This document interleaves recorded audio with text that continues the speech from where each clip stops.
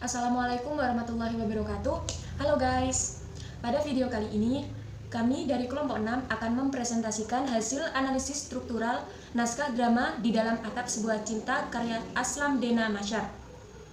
Video ini dibuat dengan tujuan untuk memenuhi tugas ujian akhir semester mata kuliah pengantar drama Indonesia dari Fakultas Ilmu Budaya Prodi Sastra Indonesia Universitas Jember, dengan dosen pengampu Ibu Titik Mas Likatin dan Ibu Dewi Angelina yang telah membimbing kami selama 1 semester.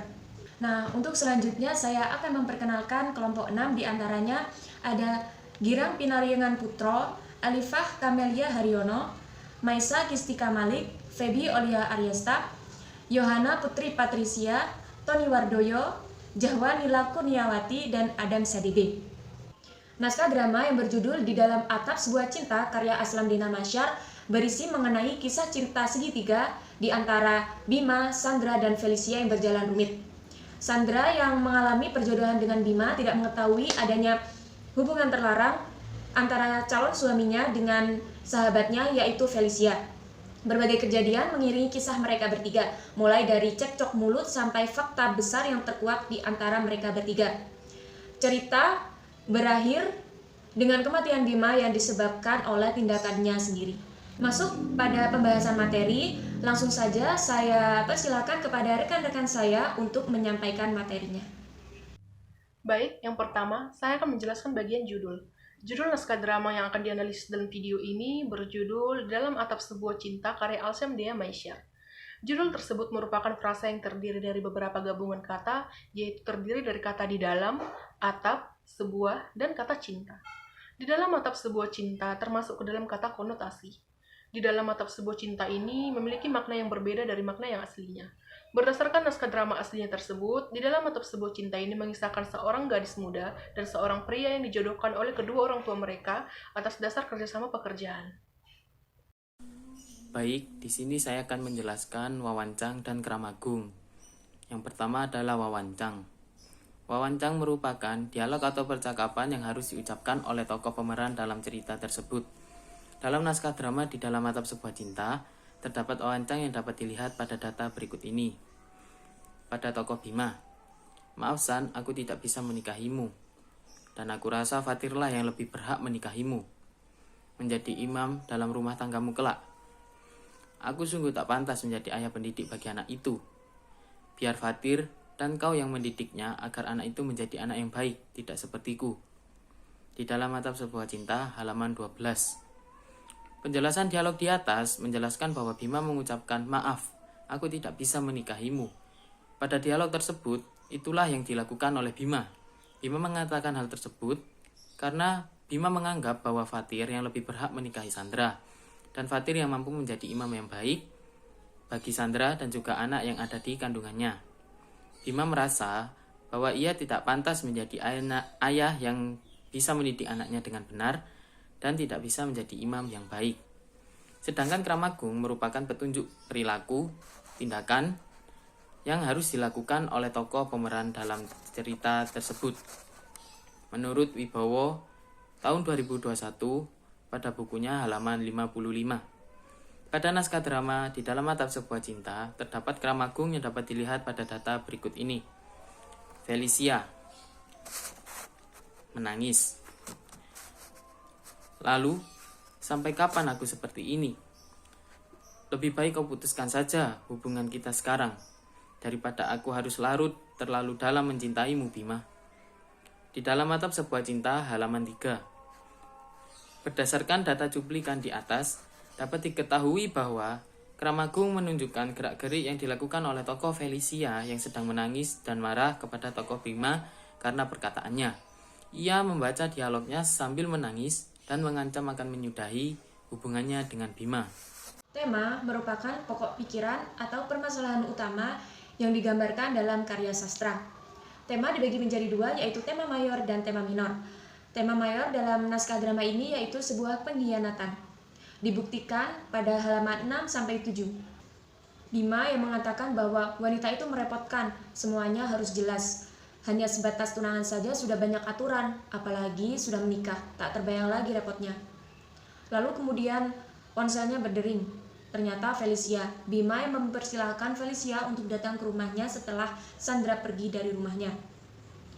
Lalu teleponnya ditutup dan mengeluarkan foto Felicia, selingkuhannya tersebut, dan mengatakan, "Kamu cantik, kulitmu putih, badanmu berisi daripada si cerewet Sandra.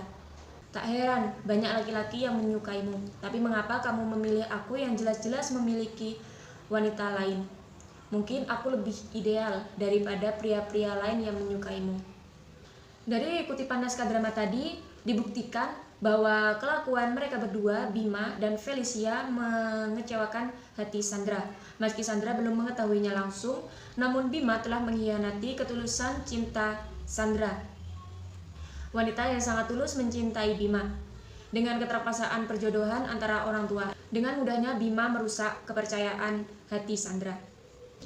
Yang kedua yaitu tema minor. Tema minor dalam naskah drama ini yaitu sebuah penyesalan Bima. Dibuktikan pada halaman 14.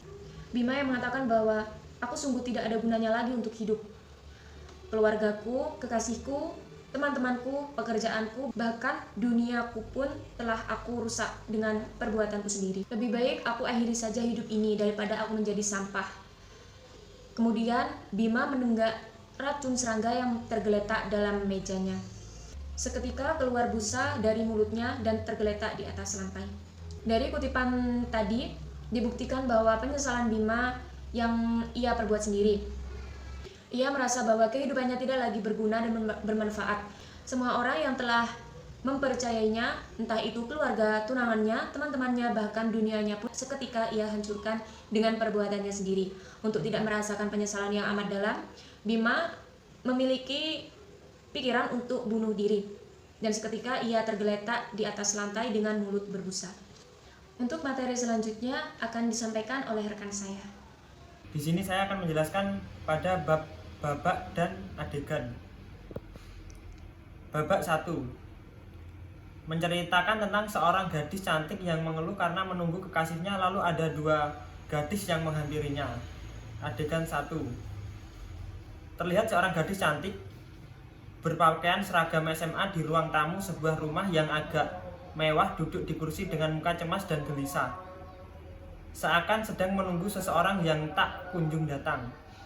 Adegan 2. Risa mengetuk pintu rumah Bima berkali-kali, lalu Sandra membukakan pintu dan bikin Sandra kaget.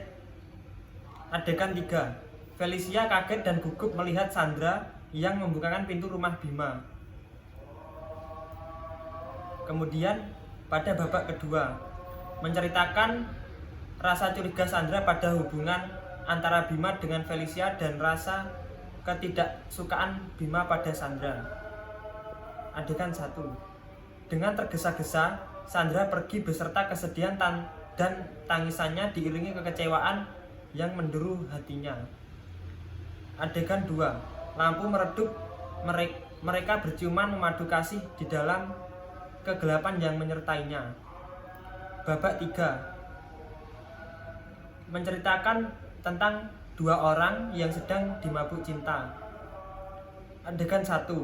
Felicia dengan tatapan kosong seperti terkurung dalam hubungan ini. Adegan 2. Bima bingung dengan apa yang dibicarakan oleh Felicia.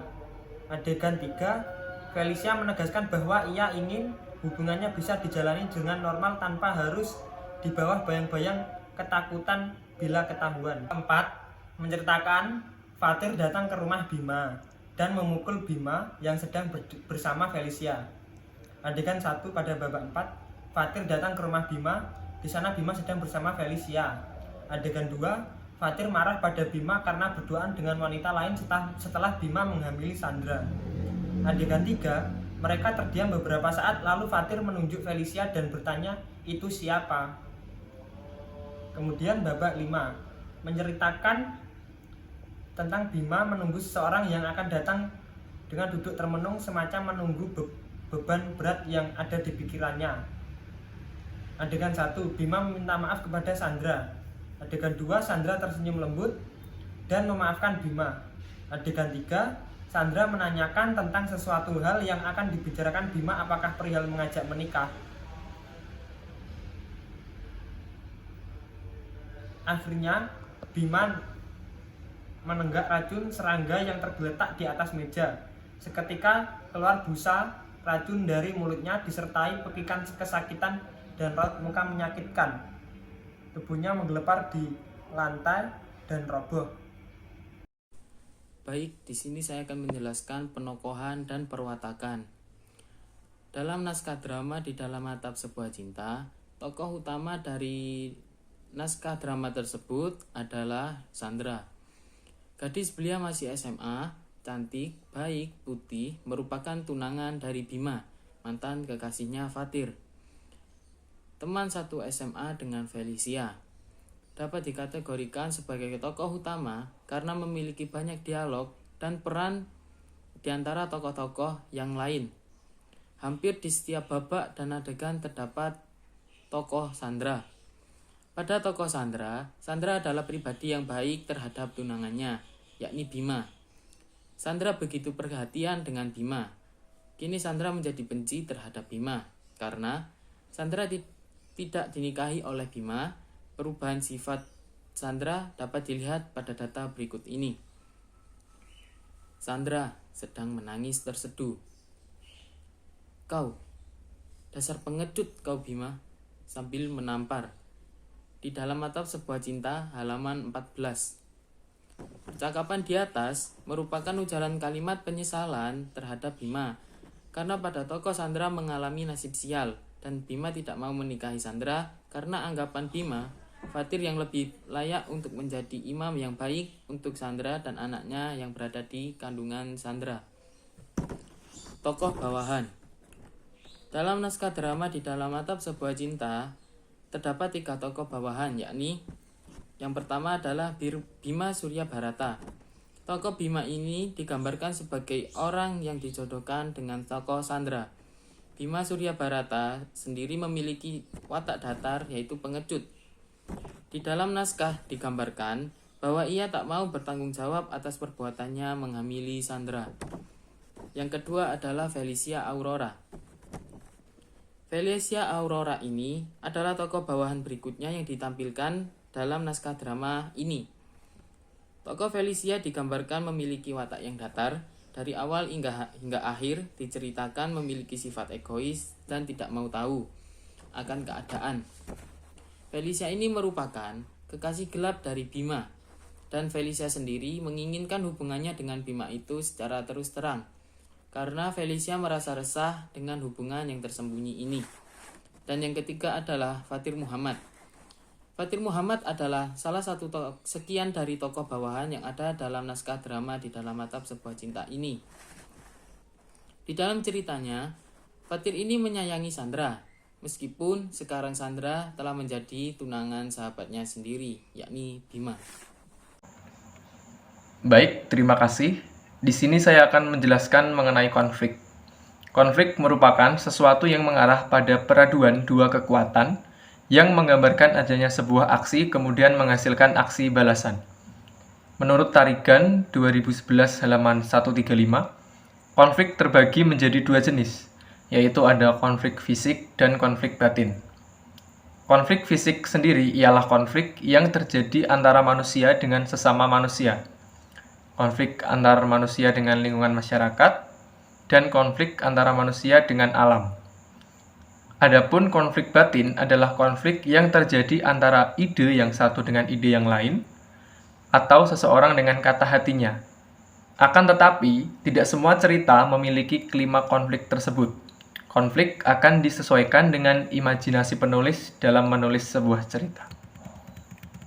Contoh konflik fisik yang ada pada naskah drama Di Dalam Atap Sebuah Cinta ini adalah konflik antar manusia dengan manusia yang terjadi pada tokoh Sandra dan Bima.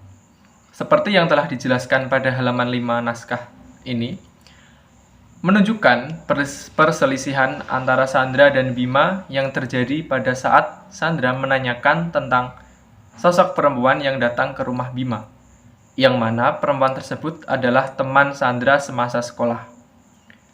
Sandra menanyakan hal tersebut kepada Bima mengenai dari mana mereka bisa kenal. Lalu Bima marah karena merasa diinterogasi dan pertanyaan Sandra ini dirasa berlebihan. Seolah-olah Sandra menuduh Bima yang tidak-tidak. Akhirnya Bima marah dengan nada membentak, kemudian melempar buku ke arah Sandra.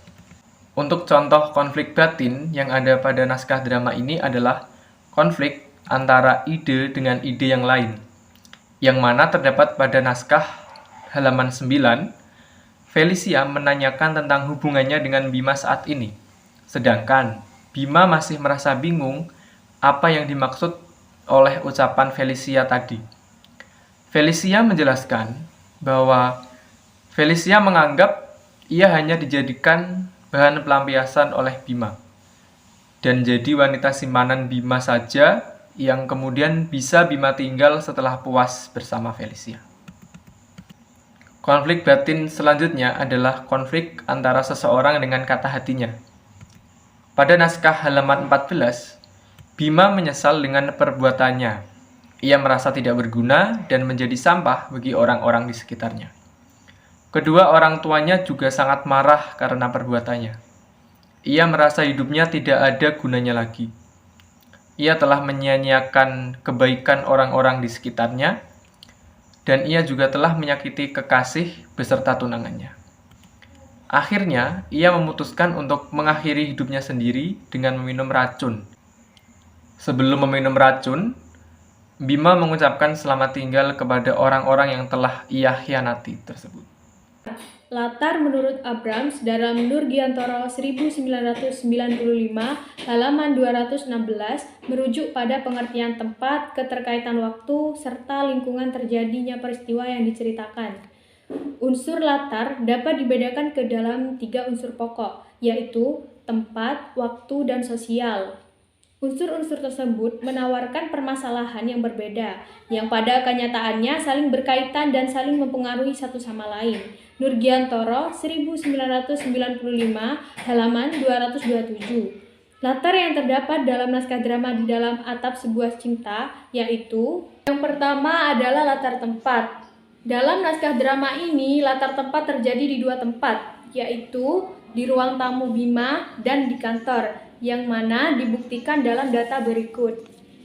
Lampu mulai menyala, terlihat seorang gadis cantik berpakaian seragam SMA di ruang tamu Bima, yang agak mewah duduk di kursi dengan muka cemas dan gelisah, seakan menunggu seorang yang tak kunjung datang. Di Dalam Atap Sebuah Cinta halaman 3. Dari kutipan di atas, menunjukkan latar tempat tokoh Sandra di ruang tamu. Sandra yang merupakan kekasih Bima yang masih berpakaian seragam sekolah itu duduk di kursi ruang tamu Bima yang terlihat agak mewah tersebut dengan wajah sedikit cemas karena sedang menunggu kedatangan Bima yang tak lama kunjung.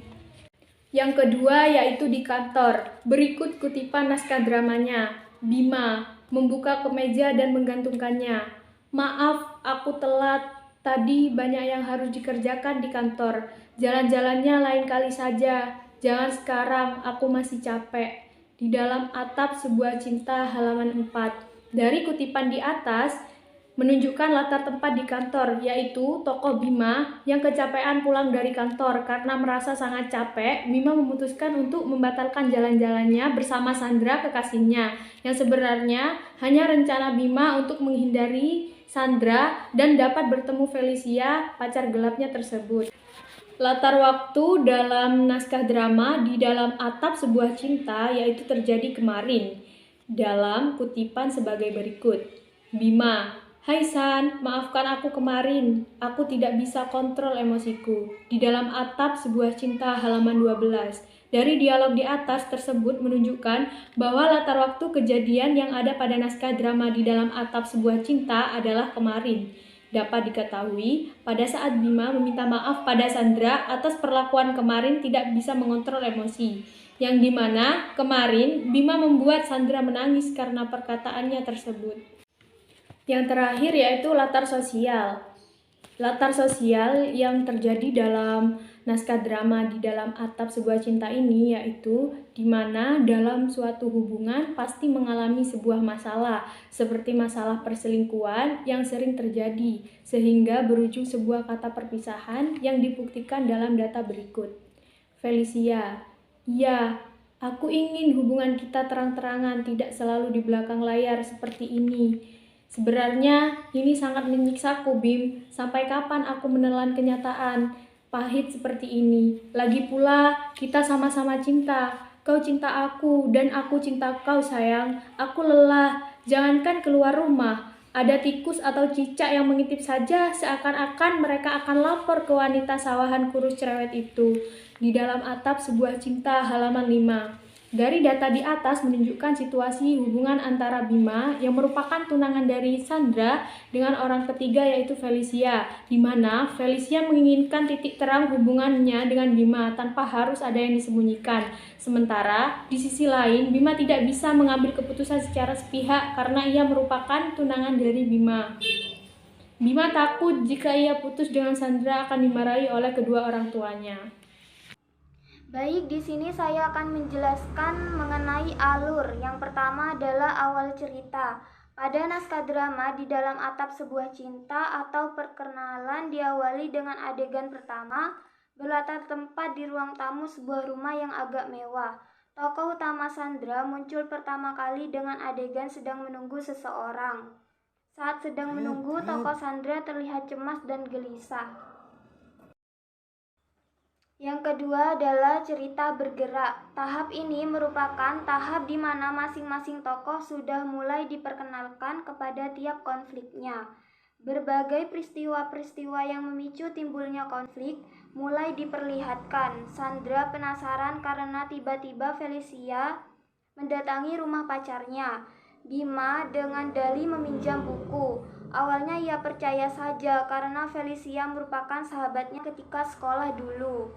Saat bertemu Bima, Sandra menanyakan hal tersebut kepada Bima. Namun respon Bima malah seolah-olah ingin menyembunyikan hal itu dan mengalihkan topik untuk Sandra melanjutkan memijat badannya sehingga terjadi percekcokan antara Sandra dan Bima.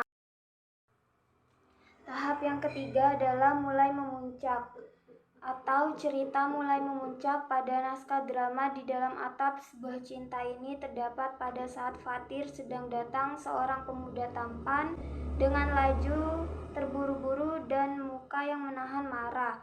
Fatur bertanya, perbuatan apa yang dilakukan kepada Sandra setelah menyakiti malah berdua dengan wanita lain. Sedangkan Sandra tengah mengandung bayi Bima. Bima telah menghancurkan masa depan Sandra dengan mengkhianatinya. Tahap yang keempat adalah mencapai puncak. Puncak masalah atau klimaks pada naskah drama di dalam atap sebuah cinta ini, Bima yang enggan menikahi Sandra karena Bima beranggapan bahwa Fatir yang lebih pantas untuk mendidik menjadi imam yang baik untuk Sandra dan anaknya yang dikandungnya. Sandra pun memberikan penjelasan kepada Bima bahwa anak yang dikandung oleh Sandra itu adalah anak Bima. Namun Bima masih beranggapan bahwa Sandra masih mencintai Fatir dan urusan biaya hidup semua itu ditanggung oleh Bima. Tahap yang kelima adalah tahap penyelesaian. Konflik yang telah mencapai klimaks akan diberikan akhir cerita pada tahap ini. Setelah Bima bertengkar dengan Sandra dan tidak mau bertanggung jawab atas perbuatannya pada Sandra yang telah ia hamili, Bima memutuskan untuk mengakhiri hidupnya karena semua orang di sekitarnya marah dan kecewa padanya atas perbuatannya selama ini. Untuk lebih jelasnya, materi akan dilanjutkan oleh presentator berikutnya. Kepada yang bersangkutan, saya persilahkan. Baik, di sini saya akan menjelaskan tentang teknik dialog dan tipe drama. Yang pertama, teknik dialog. Teknik dialog yang digunakan dalam naskah drama di dalam atap sebuah cinta ini adalah teknik bercakap dengan tokoh lain atau teknik dialog. Dapat dilihat dalam contoh wawacang yang sudah disampaikan tadi yang memuat percakapan antara tokoh satu dengan tokoh yang lainnya. Hal tersebut menunjukkan bahwa teknik dialog yang digunakan dalam naskah drama ini adalah teknik bercakap dengan tokoh lain atau teknik dialog. Yang selanjutnya, tipe drama. Tipe drama yang diangkat dalam naskah drama di dalam atap sebuah cinta adalah tipe drama tragedi. Dapat dilihat, hampir semua isi dari babak dan adegan dalam naskah drama ini berisi tentang masalah antar tokoh yang tak kunjung usai, hingga pada akhirnya salah satu tokoh memutuskan untuk mengakhiri hidupnya dengan cara bunuh diri. Hal tersebut masuk ke dalam salah satu ciri drama tragedi, yaitu tokoh mengalami kegagalan dan biasanya diakhiri dengan duka. Sekian yang bisa saya sampaikan. Baik, di sini saya akan menjelaskan tentang tipe drama. Tipe drama yang diangkat dalam naskah tersebut adalah drama tragedi. Hal tersebut dapat dilihat dari hampir semua dialog antar tokoh berisi tentang masalah dan cerita ini diakhiri dengan tewasnya tokoh utama karena bunuh diri. Sekian dari presentasi saya kembalikan kepada moderator. Dapat disimpulkan bahwa naskah drama di dalam atap sebuah cinta mengisahkan tentang sepasang kekasih yang dijodohkan oleh kedua orang tua mereka atas dasar kerjasama pekerjaan, bukan karena saling mencintai. Judul naskah drama ini berasal dari kata di dalam, sebuah frasa yang mempunyai imbuhan, yaitu di, sedangkan kata dasarnya adalah dalam. Tema yang diusung oleh drama ini juga memberikan pandangan yang jelas dasar utama cerita. Tokoh-tokoh yang berperan di dalamnya juga menjalankan alur cerita dengan sangat epik dengan watak masing-masing tokoh yang memiliki ciri khas tersendiri. Konflik dari naskah drama ini pertama kali muncul pada saat tokoh utama yang bernama Sandra terlihat cemas dan gelisah menunggu tunangannya, yaitu Bima. Tahap klimaks dimulai pada saat Bima tahu tentang kehamilan Sandra dari Fatir. Namun, Bima tidak mau bertanggung jawab atas perbuatannya. Alur dibagi menjadi 5 bagian, yang diawali dengan pengenalan tokoh Sandra yang menunggu lama di rumah Bima, dan diakhiri dengan Bima yang meneguhkan racun serangga.